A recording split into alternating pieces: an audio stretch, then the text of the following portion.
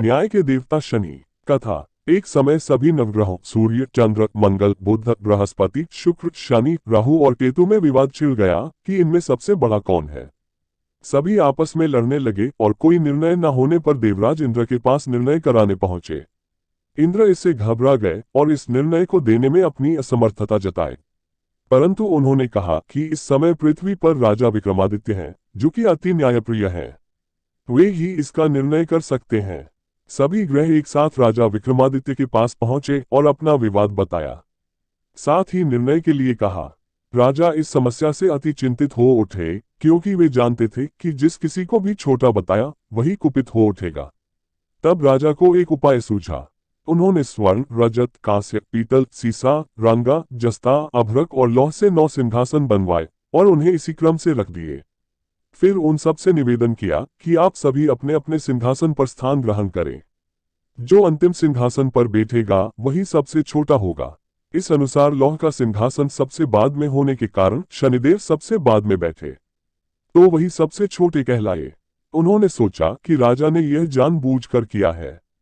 उन्होंने कुपित होकर राजा से कहा, राजा, तू मुझे नहीं जानता। सूर्य एक राशि में 1 महीना, चंद्रमा 2.25 महीना 2 दिन, मंगल 1.5 महीना, बृहस्पति 13 महीने व बुध और शुक्र 1 महीने विचरण करते हैं। परंतु मैं 2.5 से 7.5 साल तक रहता हूँ। बड़े बड़ों का मैंने विनाश किया है। श्री राम की 7.5 आने पर उन्हें वनवास हो गया। रावण की आने पर उसकी लंका को बंदरों की सेना से परास्त होना पड़ा। अब तुम सावधान रहना। ऐसा कहकर कुपित होते हुए शनिदेव वहां से चले गए। अन्य देवता खुशी खुशी चले गए। कुछ समय बाद राजा की 7.5 आई। तब शनि देव घोड़ों के सौदागर बनकर वहां आए। उनके साथ कई बढ़िया घोड़े थे। राजा ने यह समाचार सुन अपने अश्वपाल को अच्छे घोड़े खरीदने की आज्ञा दी। उसने कई अच्छे घोड़े खरीदे व एक सर्वोत्तम घोड़े को राजा को सवारी हेतु दिया। राजा ज्यों ही उस पर बैठा, वह घोड़ा सरपट वन की ओर भागा। विषण वन में पहुंच वह अंतर्धान हो गया और राजा भूखा प्यासा भटकता रहा। तब एक ग्वाले ने उसे पानी पिलाया। राजा ने प्रसन्न होकर उसे अपनी अंगूठी दी। वह अंगूठी देकर राजा नगर को चल दिया और वहां अपना नाम उज्जैन निवासी वीका बताया। वहां एक सेठ की दुकान में उसने जल इत्यादि पिया और कुछ विश्राम भी किया। भाग्यवश उस दिन सेठ की बड़ी बिक्री हुई। सेठ उसे खाना इत्यादि कराने खुश होकर अपने साथ घर ले गया। वहां उसने एक खूंटी पर देखा कि एक हार टंगा है, जिसे खूंटी निगल रही है। थोड़ी देर में पूरा हार गायब था। तब सेठ ने आने पर देखा कि हार गायब है। उसने समझा कि वीका ने ही उसे चुराया है। उसने वीका को कोतवाल के पास पकड़वा दिया। फिर राजा ने भी उसे चोर समझकर हाथ पैर कटवा दिए। वह चौरंगिया बन गया और नगर के बाहर फिंकवा दिया गया। वहां से एक तेली निकल रहा था, जिसे दया आई और उसने वीका को अपनी गाड़ी में बिठा लिया। वह अपनी जीभ से बैलों को हाँकने लगा। उस काल राजा की शनि दशा समाप्त हो गई। वर्षा काल आने पर वह मल्हार गाने लगा। तब वह जिस नगर में था, वहां की राजकुमारी मनभावनी को वह इतना भाया कि उसने मन ही मन प्रण कर लिया कि वह उस राग गाने वाले से ही विवाह करेगी। उसने दासी को ढूंढने भेजा। दासी ने बताया कि वह एक चौरंगिया है, परंतु राजकुमारी ना मानी। अगले ही दिन से उठते ही वह अनशन पर बैठ गई कि विवाह करेगी तो उसी से। उसे बहुतेरा समझाने पर भी जब वह ना मानी तो राजा ने उस तेली को बुला भेजा और विवाह की तैयारी करने को कहा। फिर उसका विवाह राजकुमारी से हो गया। तब एक दिन सोते हुए स्वप्न में शनिदेव ने राजा से कहा, राजन, देखा तुमने मुझे छोटा बताकर कितना दैख झेला है। तब राजा ने उनसे क्षमा मांगी और प्रार्थना की कि हे शनिदेव, जैसा दैख मुझे दिया है किसी और को न दे। शनिदेव मान गए और कहा, जो मेरी कथा और व्रत कहेगा उसे मेरी दशा में कोई दैख ना होगा। जो नित्य मेरा ध्यान करेगा और चींटियों को आटा डालेगा, उसके सारे मनोरथ पूर्ण होंगे। साथ ही राजा को हाथ पैर भी वापस दिए। प्रातः आंख खुलने पर राजकुमारी ने देखा तो वह आश्चर्यचकित रह गई। वीका ने उसे बताया कि वह उज्जैन का राजा विक्रमादित्य है। सभी अत्यंत प्रसन्न हुए। सेठ ने जब सुना तो वह पैरों पर गिरकर क्षमा मांगने लगा। राजा ने कहा कि वह तो शनिदेव का कोप था, इसमें किसी का कोई दोष नहीं। सेठ ने फिर भी निवेदन किया कि मुझे शांति तभी मिलेगी जब आप मेरे घर चलकर भोजन करेंगे। सेठ ने अपने घर नाना प्रकार के व्यंजनों से राजा का सत्कार किया। साथ ही सबने देखा कि जो खूंटी हार निगल गई थी वही अब उसे उगल रही थी। सेठ ने अनेक मोहरे देकर राजा का धन्यवाद किया और अपनी कन्या श्रीकंवरी से पानी ग्रहण का निवेदन किया। राजा ने सहर्ष स्वीकार कर लिया। कुछ समय पश्चात राजा अपनी दोनों रानियों मनभावनी और श्रीकंवरी को सभी उपहार सहित लेकर उज्जैन नगरी को चले। वहां पूर्ववासियों ने सीमा पर ही उनका स्वागत किया। सारे नगर में दीपमाला हुई व सबने खुशी मनाई। राजा ने घोषणा की कि मैंने शनि देव को सबसे छोटा बताया था, जबकि असल में वही सर्वोपरि है। तब से सारे राज्य में शनिदेव की पूजा और कथा नियमित होने लगी। सारी प्रजा ने बहुत समय खुशी और आनंद के साथ बिताया। जो कोई शनि देव की इस कथा को सुनता या पढ़ता है, उसके सारे दैख दूर हो जाते हैं। व्रत के दिन इस कथा को अवश्य पढ़ना चाहिए। और एक समय की बात है, भगवान सूर्य के पुत्र शनि बचपन में बहुत सुंदर थे और तेजस्वी भी। इनकी सुंदरता को देखते हुए गंधर्व ने अपनी पुत्री कंकाली के साथ शनि देव का विवाह करा दिया।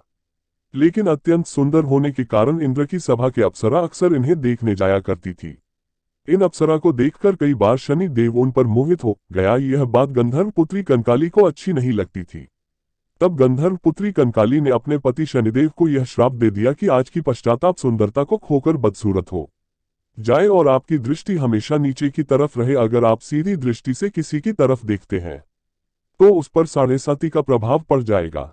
तब शनिदेव भगवान शिव की घोर तपस्या के पश्चात भगवान शिव प्रसन्न हुए और बोले, हे सूर्यपुत्र शनिदेव, वर मांगो। तब शनिदेव बोले, यह सदाशिव शंभु हम पर कृपा करके हमें सृष्टि पर सीधे देखने के लिए वर दीजिए। भगवान शिव बोले, जो व्यक्ति शनिवार के दिन पीपल के नीचे तेल चढ़ेगा उस पर तुम्हारे पड़ने वाले को दृष्टि शुभ दृष्टि में बदल जाएगी। इसीलिए शनिवार के दिन पीपल के नीचे शनिदेव की पूजा होती है। शनिदेव की साढ़े साती। भारतीय ज्योतिष के अनुसार नवग्रहों में से एक ग्रह शनि की 7.5 वर्ष चलने वाली एक प्रकार की ग्रह दशा होती है। ज्योतिष एवं खगोलशास्त्र के नियमानुसार सभी ग्रह एक राशि से दूसरी राशि में भ्रमण करते रहते हैं। इस प्रकार जब शनि ग्रह लग्न से 12वीं राशि में प्रवेश करता है तो उस विशेष राशि से अगली 2 राशि में गुजरते हुए अपना समय चक्र पूरा करता है। शनि की मंथर गति से चलने के कारण ये ग्रह एक राशि में लगभग 2.5 वर्ष यात्रा करता है। इस प्रकार एक वर्तमान के पहले, एक पिछले तथा एक अगले ग्रह पर प्रभाव डालते हुए ये 3 गुना अर्थात 7.5 वर्ष की अवधि का काल 7.5 वर्ष का होता है। भारतीय ज्योतिष में इसे ही 7.5 के नाम से जाना जाता है। शनि की 7.5 पनौती, घैया एवं प्रकोप कष्ट से कैसे बचें? 100% लाभकारी जानकारी। अमृतम पत्रिका, ग्वालियर से साभार। रविवार को सुबह सूर्योदय से पहले यानी प्रातः 4 से 5 बजे के बीच किसी जोशी या शनि महाराज को छायादान करें। छायादान का सामान कांस्य या मिट्टी का पात्र में तेल भरकर एक अमृतम राहु की तेल का दीपक जलाकर अपना चेहरा देखकर जोशी को दान करें। साथ में घर का बना हुआ उड़द की दाल का बना हुआ मंगोड़े, दही बड़ा एवं तिल के लड्डू, काला वस्त्र, छतरी, जूते, शहद या मधु, पंचामृत तथा इमरती आदि साथ में दान करें। यह सब प्रक्रिया मुख्य दरवाजे पर खड़े होकर करें। तत्पश्चात स्नान करके घर के मंदिर में देशी घी के 5 दीपक जलाएं। शनि का प्रकोप शांत होने लग जाएगा। 7 दिन में यदि 40% राहत महसूस करें तो यह छायादान 7 बार करें। ज्योतिषशास्त्रियों के अनुसार कुछ विशेष प्रकार की घटनाएं होती हैं जिनसे 7.5 चालू होने के संकेत मिलते हैं।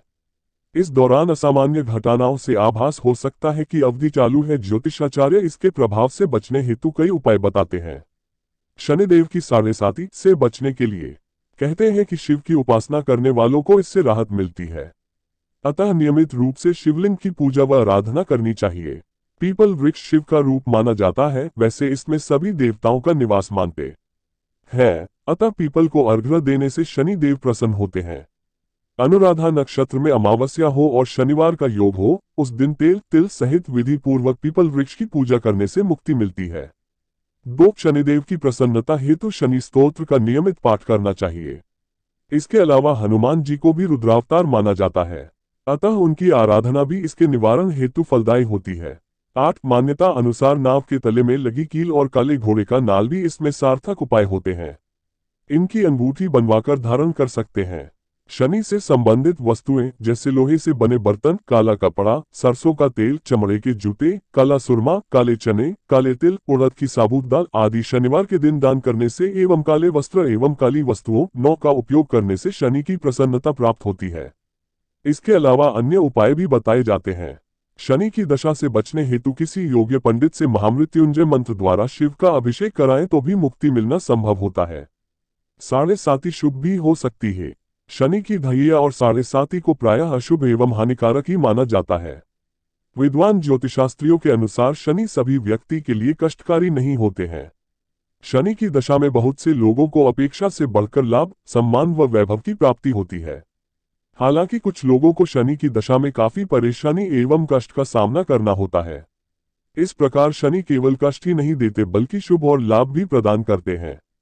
इस दशा के समय यदि चंद्रमा उच्च राशि में होता है तो अधिक सहन शक्ति आ जाती है और कार्य क्षमता बढ़ जाती है, जबकि कमजोर व नीच का चंद्र सहनशीलता को कम कर देता है व मन काम में नहीं लगता है।